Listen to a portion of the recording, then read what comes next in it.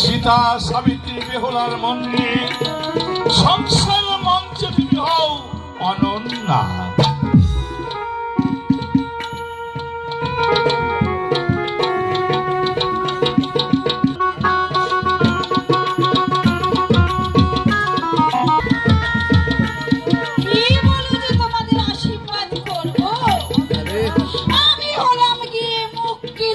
মানুষ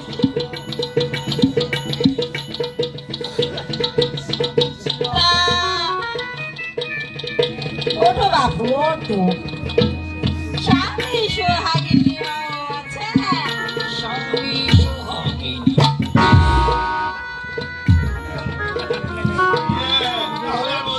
দেখি অতিথিদের আপ্যায়ন ঠিক মতো হচ্ছে কিনা। দাঁড়ান কাকা বাবু, আরে একটু দাঁড়ান। আরে বাবলু যে কলকাতা থেকে তুমি কখন ফিরলে? আজ এখনই কাকা বাবু, যাত্রা দলের চাকরি তো কোথায় কখন থাকি তার তো ঠিক নেই। হঠাৎ করে ছুটি হয়ে গেল, বাড়ি এসেই মায়ের কাছে শুনলাম হরিগমের বিয়ে। তাই তো ব্যাপারের দোকান থেকে ফুলের তোড়াটা নিয়ে এক দিলাম 100। খুব ভালো করেছো বাবা, এসেই যখন পড়েছো তখন বউ দেখা পর্বের পর ওই নিমন্ত্রণটাও তুমি রক্ষা করবে। হ্যাঁ আসছি, আর ওদিকটাই দেখছি। তার বলতে এই পেটুক বাবলু না কি যাবে কাকা বাবু? আরে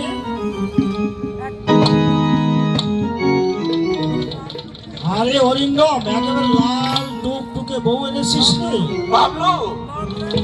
লজ্জায় দেখ কিছুই কেমন যেন দেখতে পাচ্ছি না।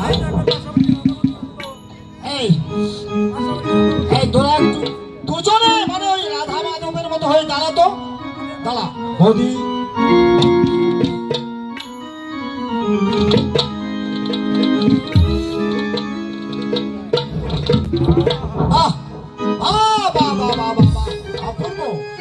যেন হর পার্বতী স্বর্গ হতে মাটিতে এসে ঠিকরে পড়েছে রে। কি আনন্দ, কি আনন্দ। হ্যাঁ রে হরিন্দম, হ্যাঁ তুই একটা জিনিস লক্ষ্য করছিস, বৌদি কিন্তু আমার সঙ্গে মোটেই বাক করা করছে না।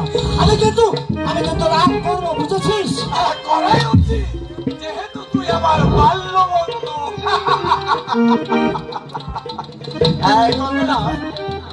বাবলু কলকাতার মুখ্যমন্ত্রী যাত্রার সময় যাত্রাপাটিতে চাকরি করে, একসময় আমরা ভীষণ করছিলাম। বৌদি এবার কি জিজ্ঞেস করবি কর বাবু।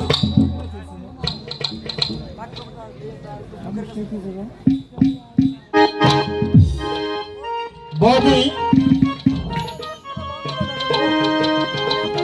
আমি আপনার যাত্রা দলের দেশ ঘোরা বাউন্ডুলে ঠাকুর বৌদি, আমার ছোট্ট একটা প্রশ্নের উত্তর দিন তো। আমার এই বন্ধুটা আপনার ঠিক মনের মতো হয়েছে তো? আরে কথা বলো, লজ্জার কি আছে? আরে থাক পরে হবে ক্ষণ। নতুন এসেছে বৌদি, আমার লজ্জা তো করবেই। পায়ে আলতা, পরনে বেনারসি, মাথায় সিঁদুরের টিপ, পর পুরুষের সঙ্গে লাজুকতা।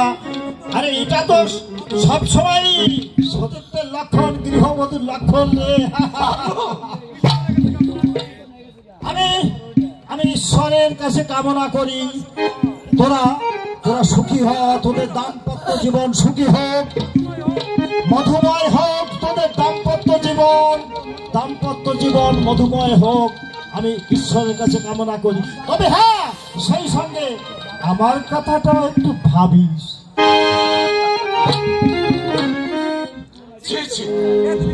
তুমি কি করলে কল্পনা? বাবলু কি ভাববে বলো তো?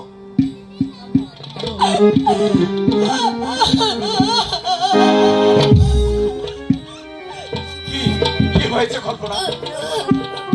বিয়ের পর হঠাৎ তুমি জ্বরে অসুস্থ হয়ে পড়লে, সেটা না হয় ছেড়ে দিলাম, কিন্তু গাড়িতে আসার সময়ও চোখটা তুলে একটিবারও আমার দিকে চাইলে না, তবুও তবুও কথা বলবে না? আচ্ছা দেখি দেখি তুমি বলো কি না।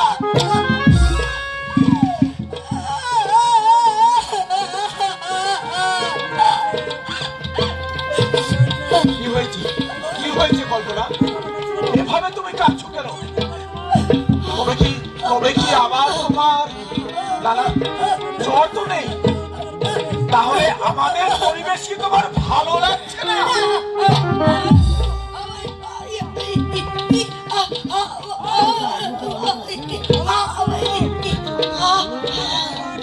তোমার এইসব আকারে কি আমার সহ্য?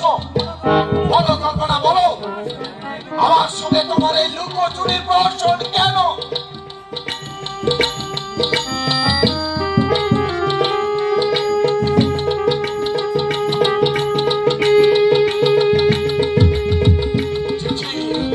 ওই দেখি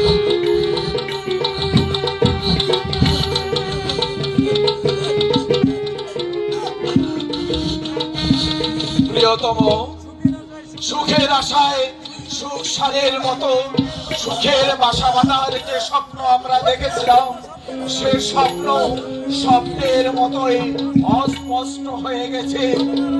ছলনার আশ্রয় নিয়ে আমার বাবা তোমার সঙ্গে প্রতারণা করলেও আমি তা চাইনি। আমার গাড়ি অ্যাক্সিডেন্টের দুঃসংবাদটাও তোমায় পৌঁছে দিতে পারিনি। হ্যাঁ, আমি গাড়ি অ্যাক্সিডেন্ট করেছিলাম।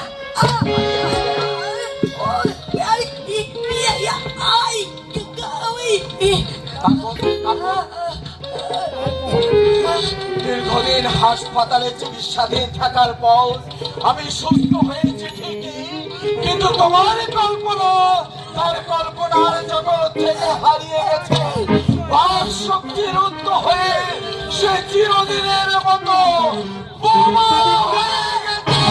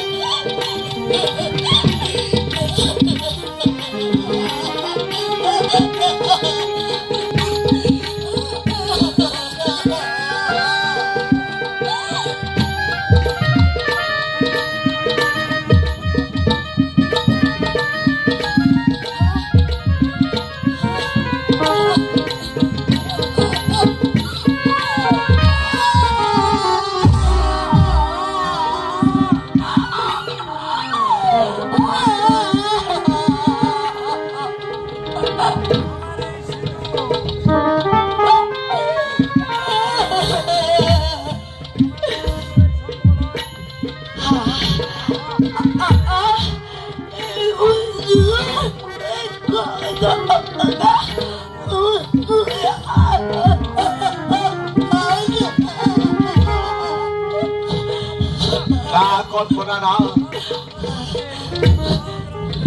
শালগ্রাম শিলার সম্মুখে দাঁড়িয়ে অগ্নি নারায়ণকে সাক্ষী রেখে যে হাতে পরিয়ে দিয়েছে তোমার স্মৃতি আলোচনায়, পরিয়ে দিয়েছে শঙ্খমালায় মন্ত্র পাঠানকে সর্বজন সমক্ষে দিয়েছে স্ত্রীর মর্যাদা। তুমি ছিল শক্তির উদ্ধার, তোমার মর্যাদা আমি কখনো ক্ষুণ্ণ করব না।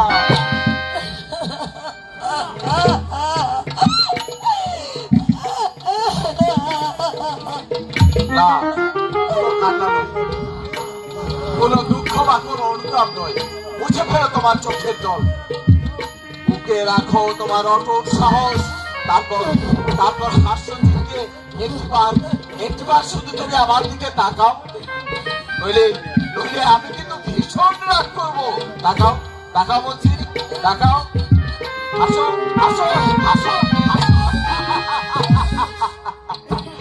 এই তো শ্রাবণের মেঘে ঢাকা পড়া এক ফালি চাঁদের উজ্জ্বল আলো। চলো কল্পনা, নিমন্ত্রিত অতিথিরা তোমাকে আশীর্বাদ করতে বাড়িতে আসছে, ভেতরে চলো। তাই